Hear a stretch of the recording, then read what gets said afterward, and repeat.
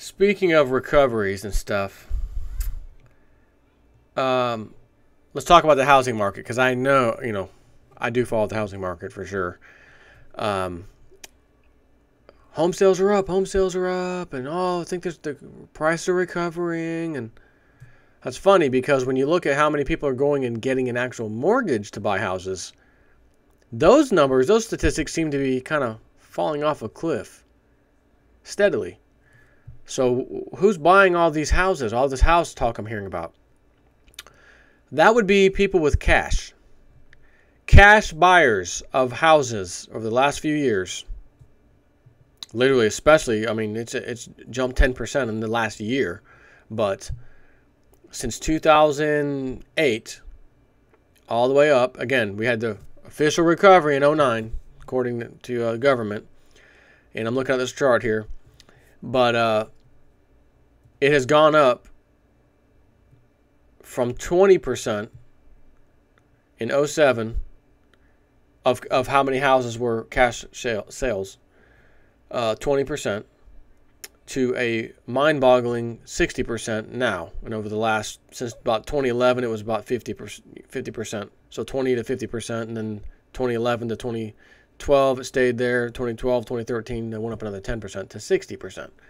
That's a threefold increase from 2007 of how many cash buyers are buying houses.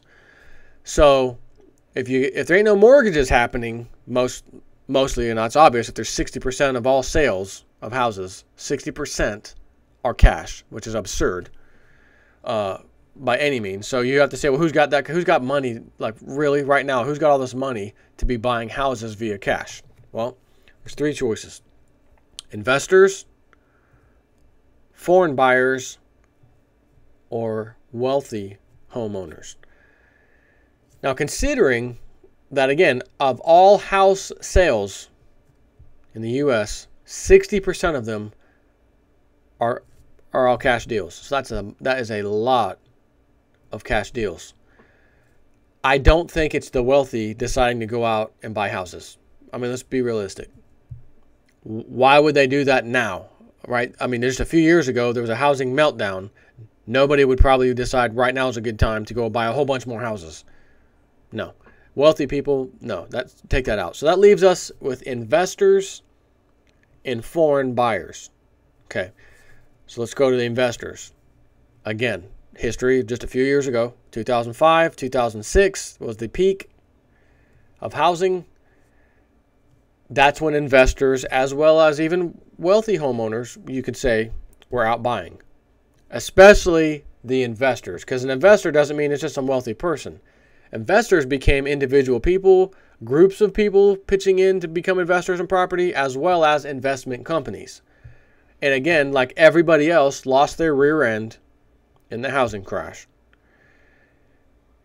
So, are all of a sudden, over the last couple of years, last year really, 60%, and then the last 3 years was 50% of house sales were cash.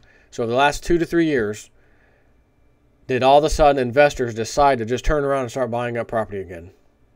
No. I mean, no. Just a few years before that, we had this bubble. And it's not like prices rebounded big. Okay, let's get in it again. Nobody would get back into it that fast anyways. It just happened. So again, it's not likely that we're seeing investment activity. Which leaves the last one. Foreign buyers. Now, I did a video a little while back, probably last year, and I recall this, where, what was it, 1 out of 10 or 1 out of 6, somewhere around there. It may have been 1 out of 10. I don't remember. 1 out of 6, 1 out of 8, 1 out of 10. I don't have the stats in front of me, but I will look it up right now. 1 out of 10 California home sales Chinese. Let's see if that comes up. Yes. December 30th, 2012. I think I know where the investor or the person's buying in cash are. I did this video already, by the way. Chinese citizens buy 1 out of every 10 homes sold in California. That's one state. And it's an expensive state to live in for the most part. And here's the statistics. Only in the USA could one view the purchase of property by foreigners a sign of recovery. Chinese citizens buying 10% of every home sold in California and 1/3 of the luxury homes in California. 1 out of 10 average homes are being sold to Chinese. 1 out of 3 luxury homes that sold were Chinese buying. 1 out of 3, okay? And here it is, that first sentence. Only in the USA could one view the purchase of property by foreigners a sign of recovery. And that, which I just looked this up, so I didn't use this before as a source, but I just looked it up. It was the first choice, so I clicked on it. So who's exactly paying cash for these houses? You just heard it. Foreign buyers. Not only did we ship our jobs and everything overseas, we allowed GM, who was bailed out, Chrysler, who was bailed out, solar panel companies who were bailed out by taxpayer funds to move to China, open up shop, make money in China, and keep it in China. Because they don't have to pay health care and all these high wages. They pay slave wages in China to get the same job done here that would cost them way more money to hire a American. So not only did we ship our jobs out overseas, namely to China and India, but we're focusing on China at the moment. And the other side is that the Chinese, who are becoming wealthy, are coming back over here, not even necessarily coming back here to live, but deciding they've got so much money, they need another brother just to count it for them, that they are coming to California, and I'm sure other states, but this one article was about California alone, and buying up houses.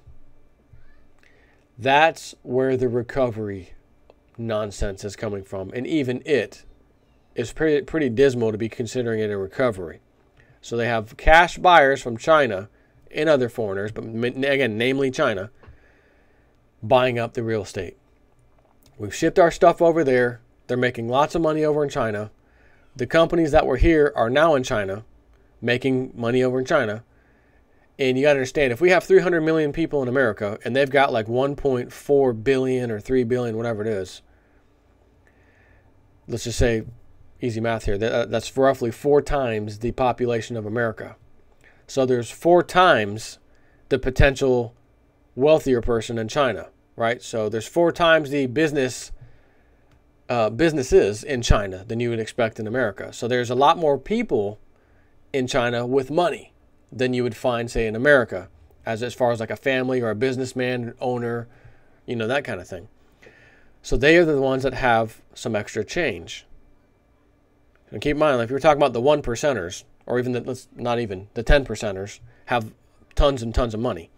10% of America's population, 300 million people, that would be 30,000, or 30 million, excuse me. 30 million people would be the 10%ers, right? So in America. So that would mean in China, it would be 4 times that amount. So you're talking 1.3 billion, 10% of that would be 130 million, roughly. So 130 million of the 10%ers over in China.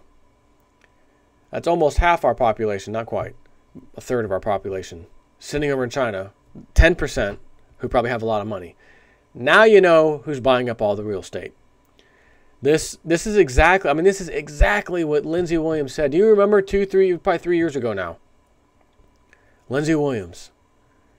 In a few years, I think he even gave the year, by the end of 2012. You remember that one? By the end of 2012. In other words, when we start 2013, just to give us a time frame, you will not recognize America. Those were the words out of Lindsey Williams' mouth. And then when he said it, he said in 2 years. He said roughly 2 years, so that would have been 2010, 2011-ish. You will not recognize America. We are going to third world status. That's what he said.